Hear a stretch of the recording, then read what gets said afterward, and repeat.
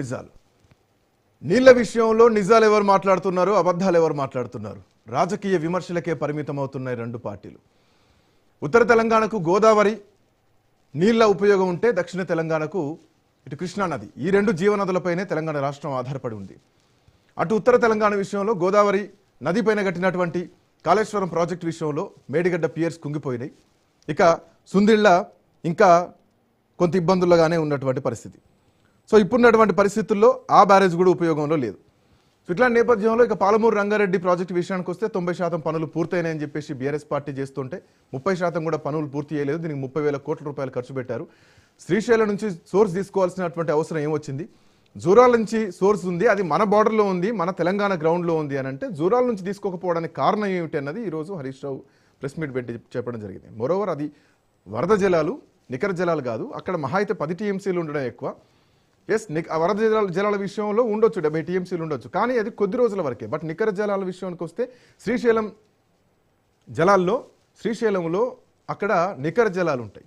So అది కూడా almost 308-310 టీఎంసీల నీళ్లు ఉంటాయి కాబట్టి అక్కడి నుంచి తుంగభద్ర యాడ్ అవుతుంది కాబట్టి సో అక్కడి నుంచి మనకు రావాల్సినటువంటి హక్కు ఉంటుంది. రెండు రాష్ట్రాలకు హక్కు, అది ఆంధ్రప్రదేశ్కు తెలంగాణకు. ఈ హక్కును ఎందుకు కాదనుకోవాలని చెప్పేసి అక్కడి నుంచి నీళ్ళని డిప్ చేయడం తీసుకొచ్చింది. సో దీంట్లో భాగంగానే కల్వకుర్తి పంపులు ఇంకా నడుస్తున్నాయి. మరి వాట్ అబౌట్ నెట్టంపాడు, కోయల్ సాగర్ ఇవెందుకు నడవట్లేదు? భీమా కారణం ఏంటంటే జూరాలపైన డిపెండ్ అయినాయి కాబట్టి. సో ఇది ఒక క్లారిటీ ఇవ్వడం జరిగింది. అఫ్ కోర్స్ అది కళ్ళ ముందు కనిపిస్తోంది కూడా. బట్ ఒక రాజకీయ విమర్శ నడుస్తోంది.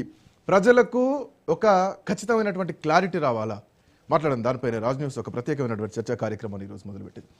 గౌతమ్ ప్రసాద్ గారు ఏం చెప్తున్నారు? సో నిన్న హరీష్ రావు నిన్న ముఖ్యమంత్రి మాట్లాడినటువంటి మాటలకు ఈరోజు మీరు ఇచ్చినటువంటి క్లారిటీ కొంత కనిపిస్తోంది. బట్ ఆయన మీరు చేసిన అన్ని అబద్ధాలు ఒక మరణ శాసనం రాసిన తెలంగాణకు అని చెప్పేసి ముఖ్యమంత్రి చాలా పెద్ద స్టేట్మెంట్ ఇచ్చారు. నమస్తే. అదే ఈరోజు నీళ్ళ మీద ఇంత పెద్ద చర్చ జరగడం అనేది చాలా చాలా సంతోషం అని చెప్పేసి మాట్లాడుతున్నాం. అదేవిధంగా కృష్ణా గోదావరి బేసిన్లలో ఉన్న నీళ్లు మనకు ఎన్ని కావాలి ఏంటి అనేది ఇక వాద ప్రతివాదాలు జరుగుతూనే ఉన్నాయి. కానీ నేను ఇక్కడ ప్రధానంగా సరే ఒక బీజేపీ, ఒక కాంగ్రెస్, ఒక బీఆర్ఎస్ పరస్పరంగా అంటే నిందలు వేసుకోవడమో, నిజాలు చెప్పడానికి ప్రయత్నం చేయడమో ఇదంతా జరుగుతూ ఉంది వాస్తవం. కానీ నేనేమంటున్నానంటే ఈ తెలంగాణ రాష్ట్రంలో కొన్ని వందల మంది శేషు సార్లాగా చదువుకున్న వాళ్ళు ఉన్నారు. అంటే విషయాన్ని విశ్లేషణ చేసే శక్తి సామర్థ్యాలు ఉన్న వాళ్ళు ఉన్నారు. ఆనాడు 2014 కంటే ముందు మనకున్న నీళ్ళ సమస్య ఎంత, దాన్ని మనం వచ్చిన తర్వాత అంటే మా ప్రభుత్వం వచ్చిన తర్వాత దాన్ని తీర్చడానికి ఎంతవరకు ప్రయత్నం చేసింది, దాంట్లో ఎన్ని ప్రాజెక్టులను పెండింగ్ ప్రాజెక్టులను పనిలో పెట్టింది, దాంట్లో పాలమూరు రంగారెడ్డి లాంటి ప్రాజెక్ట్ని ఎంతవరకు వర్క్ చేసింది, అదేవిధంగా పాలమూరులో ప్రత్యేకంగా ఎంతవరకు నీళ్ళని తేగలిగింది, అదేవిధంగా ఎన్ని ఎకరాలని సాగు విస్తీర్ణలకు తేగలిగింది అని చెప్పేసి చాలా స్పష్టంగా విశ్లేషణ చేసే స్థాయిలో శక్తి సామర్థ్యాలు ఉన్న వాళ్ళు చాలామంది ఉన్నారు. దాంట్లో శేషు సార్ కూడా ఉన్నారు. నేనేమంటున్నానంటే శేషు సార్ కూడా ఈరోజు అంటే కొన్ని విషయాలు స్పష్టం చేశారు సార్. అంటే పాలమూరు ప్రాంతంలో నీళ్ల ఫెసిలిటీ కానీ లేకపోతే వినియోగం కానీ నీటి వినియోగం కానీ తెలంగాణ రాష్ట్రంలో పెరిగింది అని చెప్పేసి అని అన్నారు. అయితే నేనేమంటున్నానంటే ఇట్లా అంటే మాట వరుసకు పెరిగిందని కాదు, లెక్కల ప్రకారము లెక్కలతో సహా ఆ ఎనలిస్ట్ గారు మేము చేసిన అన్యాయం చెప్పమనండి, మేము చేసిన న్యాయం కూడా చెప్పమనండి. నేనేదో మా పార్టీకి అనుకూలంగా మాట్లాడమని చెప్పట్లేదు, మా పార్టీ చేసిన దానికి డబ్బా కొట్టమని అనట్లేదు, టంకా కొట్టమని అని చెప్పేసి అనట్లేదు. మీరు ఏం చేసిండ్రు నిజంగా? తెలంగాణ రాష్ట్రం వచ్చిన తర్వాత ఈ తెలంగాణ రాష్ట్రానికి కావాల్సిన నీళ్ళు ఎంత, ఆ నీళ్ల ప్రాజెక్టులు ఎక్కడెక్కడ పెండింగ్లో ఉన్నాయి, ఎక్కడెక్కడ వాటికి స్థిరీకరణ చేసి ఆయకట్టు స్థిరీకరణ కోసం ప్రయత్నం చేసింది ఎంత అని చెప్పేసి మేధావులు ఎందుకు మాట్లాడట్లేదు? మూగపోయినరా? కళ్ళు కనపడట్లేదా? చెవులు వినపడట్లేదా? నేను ఇది అడుగుతున్నా, నిర్దిష్టంగా అడుగుతున్నా. నేను ఒక్క శేషు సారికి అనట్లేదు, మొత్తం తెలంగాణ రాష్ట్రంలో ఉన్న విద్యావంతులందరికీ అడుగుతున్నా. మా తప్పైతే మమ్మల్ని అడగండి, కాంగ్రెస్ తప్పైతే కాంగ్రెస్ని అడగండి. ఎందుకు అడగట్లేదు? ఈరోజు నిర్దిష్టంగా లెక్కలు మీ ముందున్నాయి, వాస్తవాలు ఉన్నాయి. ఆ వాస్తవాల్ని మీరు ఎందుకు లెక్కలోకి తీసుకోవట్లేదు? ఎందుకు మాట్లాడట్లేదు? ఎందుకు లెక్కలోకి తీసుకొచ్చి ప్రజలకు చెప్పట్లేదు? మేము అబద్ధం చెప్తున్నాం అబ్బా, వాస్తవం నేను కాసేపు చర్చకు అంగీకరిస్తా, మేము అబద్ధం చెప్తున్నాం, మా హరీష్ రావు గొంతు చించుకొని కావాలని చెప్తున్నాడు అనుకుందాం. మీరేం చేస్తున్నారు ఇంటెలెక్చువల్స్గా? ఈ తెలంగాణ రాష్ట్ర ప్రజల ప్రయోజనమే కదా అంతగా కావాల్సింది. అంతిమ ప్రయోజనం తెలంగాణ రాష్ట్ర ప్రజలకా లేకపోతే కాంగ్రెస్కా బీఆర్ఎస్కా? మా ప్రయోజనం మేము క్లియర్గా చెప్పిన ఈరోజు హరీష్ రావు గారు, మా ప్రయోజనము మా అంతిమ లక్ష్యం తెలంగాణ ప్రజలే. మేము ఆనాడు ఎన్ని నీళ్లు తెచ్చినాం, ఎన్ని ప్రాజెక్టులు కట్టినాం, ఎన్ని ప్రాజెక్టులు పెండింగ్ ఉంటే ఈరోజు క్లియర్గా మేము క్లియర్ చేసినామని చెప్పారు. ఇదే కాదు ఇంతే కాదు మేము చెప్తున్నది, 1 ఎకరాకు పోయిన అసెంబ్లీలో 1 ఎకరాకు కూడా వీళ్ళు కాళేశ్వరం ద్వారా నీళ్లు ఇవ్వలేదని చెప్పేసి అన్న ఉత్తమ్ కుమార్ రెడ్డి ఇంట్రడ్యూస్ చేస్తూనే 20 లక్షల ఎకరాలకు కాళేశ్వరం ద్వారా నీళ్లు అడిగినాయని చెప్పేసి మాట మాట్లాడిన వాస్తవం కాదా? అవునా కాదా? ఇది మీరు తేల్చాలి. 1 ఎకరానికి రాకపోతే మరి 20 లక్షలు అని చెప్పేసి ఇంట్రొడక్షన్లో ఎట్లా ఉత్తమ్ కుమార్ రెడ్డి చెప్పిండో అది మాట్లాడాలి. మీరు ఎందుకు మాట్లాడట్లేదు, ఎందుకు నిలదీయట్లేదు? అదేవిధంగా జూరాల నుంచి శ్రీశైలం, అసలు నేనేమంటున్నానంటే కొంచెమన్నా నీళ్ళ మీద అవగాహన ఉంటే ఈ ముఖ్యమంత్రి గారికి శ్రీశైలం నుంచి జూరాల నుంచి ఎందుకు మార్చిరని చెప్పేసి అంటే జూరాల నుంచి శ్రీశైలంకు దాని మీద మనకి ఏ విధంగా ప్రయోజనం అవుతుంది అని చెప్పేసి అనుకొని చాలా క్లియర్ కట్గా చెప్పడం జరిగింది కదా. నేను ఈ విషయాలకు కూడా పోను, నేను ఆ విషయం కూడా ఇప్పుడు హరీష్ రావు గారు మాట్లాడింది కదా, నేను స్వయంగా నేను అనుభవించింది చెప్తాను. నేను పాలమూరు అల్లుడిని.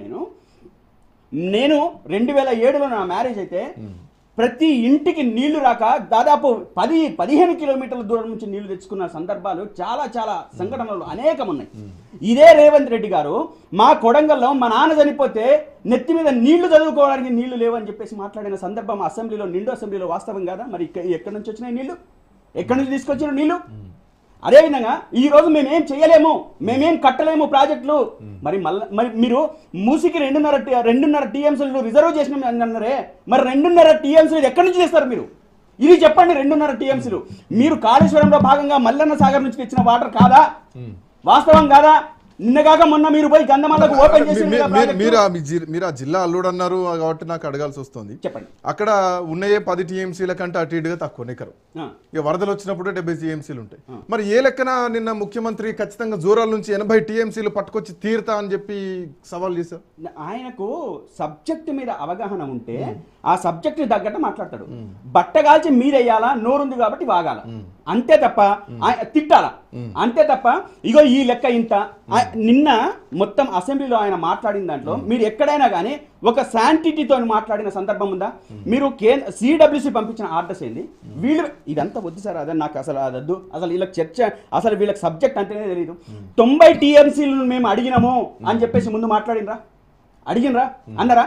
ఆ తర్వాత మేము 90 తప్ప మేము అడగనే లేదు, మాకు కావాల్సింది 90 అన్నారా? మరి 45 డిపిఆర్ ఎందుకు వచ్చింది? నీ 90 ఎందుకు వాపస్ పోయింది అది చెప్పమనండి. ఎందుకు చెప్పండి. మీరు ఒప్పందం చేసుకున్నారు, మీరు ఒప్పందం చేసుకున్న దానికి కంటిన్యూషన్ డేట్లతో సహా ఈ రోజు మేము డేట్లతో సహా ఎక్కడి నుంచి వచ్చినాయి, ఏ రోజు వచ్చిందని చెప్పేసి మేము ఆ 45 టీఎంసీలకు డిపిఆర్ వాపస్ వచ్చిందని చెప్పేసి మేము అనలేదు కదా, మీ హయాంలో కదా వచ్చింది. అదే కదా. అదే విధంగా బనకచెర్ల గోదావరి దాని మీద బనకచెర్ల ప్రాజెక్ట్ ఉంది కదా, అది సిడబ్ల్యూసీ దగ్గరికి చర్చలకు పోయినప్పుడు వీళ్ళు అజెండాలో లేదని చెప్పేసి మాట్లాడింది ఎవరు? అజెండాలో లేనప్పుడు దాని గురించి మాట్లాడాల్సిన అవసరం ఏముందని చెప్పేసి అన్నది ఎవరు? ఇదే గౌరవ ముఖ్యమంత్రి కాదా? మరి తర్వాత నిమ్మల రామనాయుడు బయటకు వచ్చి ఏమన్నాడు? ఈ మొత్తం బనకచెర్ల ప్రాజెక్టుకి సంబంధించిన అన్ని విషయాలు మాట్లాడినాము, కొన్ని టెక్నికల్ అంశాలు ఉన్నాయి, ఈ టెక్నికల్ అంశాల మీద మేము కొన్ని క్లారిఫికేషన్స్ అదేవిధంగా కమిటీలు వేసుకోబోతున్నామని చెప్పేసి అని అన్నారా? మరి నిన్నగాక మొన్న ఆంధ్రప్రదేశ్ 4గురితో కమిటీ వేసింది, తెలంగాణ 7గురితో కమిటీ వేసింది కదా. వీటికి ఎవరు సమాధానం చెప్తారు? అంటే మీరు ఎవరిని మోసం చేస్తున్నారు? తెలంగాణ ప్రజల్ని మోసం చేయడానికి ముందుకొస్తున్న వాళ్ళు వీళ్ళ మోసాలని పసిగట్టాల్సింది బాధ్యత ఇంటెలెక్చువల్స్ లేదా ఈ రాష్ట్రంలో? నేను ఏమంటున్నాను, ఇదే శేషు సార్ ఎందుకు మెయింటైన్ చేయలేరు? ఎందుకు చెప్పండి, నిజాలు చెప్పండి. మీరు ఒక మీటింగ్ పెట్టండి, మేము చేస్తే అన్యాయం కూడా చెప్పండి, మేము నష్టం చేస్తే మేము కూడా చేయండి. నేనేమంటున్నానంటే కేసీఆర్ నేను శేషు సార్కు నేను డైరెక్ట్ గా అడుగుతున్నా, సార్ శేషు సార్ నేను తెలంగాణ ప్రయోజనమే నాకు కావాలి సార్, నాకు నీ ప్రయోజనం నా ప్రయోజనం అవసరం లేదు, మా పార్టీ ప్రయోజనం కూడా అవసరం లేదు, తెలంగాణ ప్రజల ప్రయోజనమే నాకు ప్రాధాన్యం. మీలాంటి ఇంటెలెక్చువల్స్ బయటకు వచ్చి మాట్లాడండి, మీలాంటి ఇంటెలెక్చువల్స్ దీంట్లో ఎక్సర్సైజ్ చేయండి. మేము చేసిన అన్యాయం ఏమనుంటే అది ప్రజలకు చెప్పండి, ఇతరులు చేసిన అన్యాయం ఉంటే అది ప్రజలకు చెప్పండి. మీరు ప్రజల ముందు మమ్మల్ని ఎండగట్టండి. అదే సందర్భంలో మేము 2014 తర్వాత మేము కట్టిన ప్రాజెక్టులన్నీ వచ్చిన సాగెంత, స్థిరీకరణ ఆయకట్టు ఎంత, ఎన్ని లక్షల ఎకరాలు మేము స్థిరీకరణ చేసినాము, ఎన్ని లక్షల ఎకరాలకు మేము నీళ్ళు ఇచ్చినాము, ఇవన్నీ చెప్పండి.